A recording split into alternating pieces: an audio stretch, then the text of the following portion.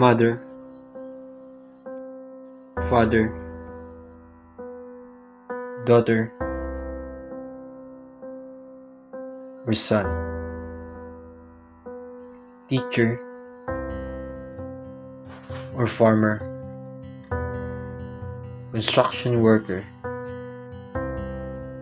or a student. No one is exempted. Behind all the beautiful things that you see in me, there is something inside that you don't. Uihar bugay nimo eh. Mura makagbayo to eh. Sad boy makikaw eh. Gamay ra na butang. Wala ra man ako. No, it isn't just a mood or a bad day.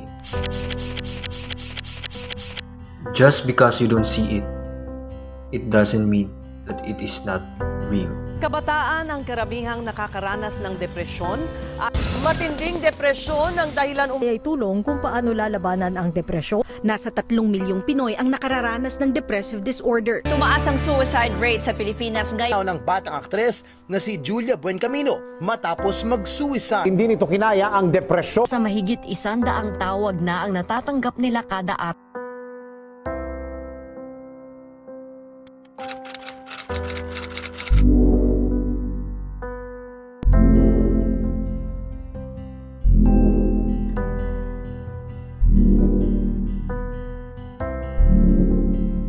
Iya siya nga wa sila nag-okay sa mama. Ato namatay akong lola sa abot ba tanan.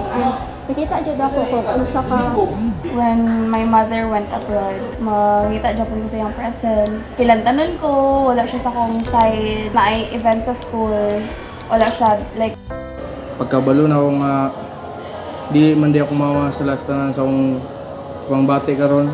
Mingon sa akong mama nga dautan. I hate myself for doing that. Murag regret na ako karon. Nalain ko sa akong ugalingon ba. Ganahan sa ugalingon mo. Kasaba na first time ko na singka na kasaba dahil pagunto siya sa kuwag. Na ako kasi sira ko kun hilak na kuwag to kay. Early adverse life experiences such as trauma, history of abuse, death of your loved ones could cause mental disorders.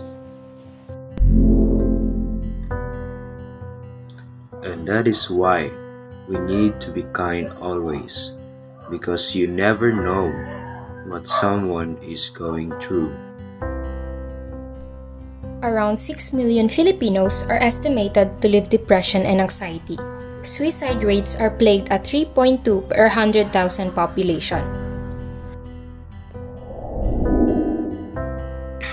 Since the National Center of Mental Health launched its hotline since pandemic, Center has recorded an average of 45 calls a day. Although mental health hotlines are present, not all have access and aware. And that's why it's important to check on your friends, your family, and your loved ones. You may ask, what can I do?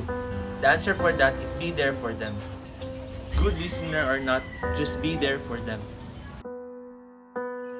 Let them know that you care. Let them know that you are a friend. Let them know that they can cry on your shoulder. Let them know that you are not alone.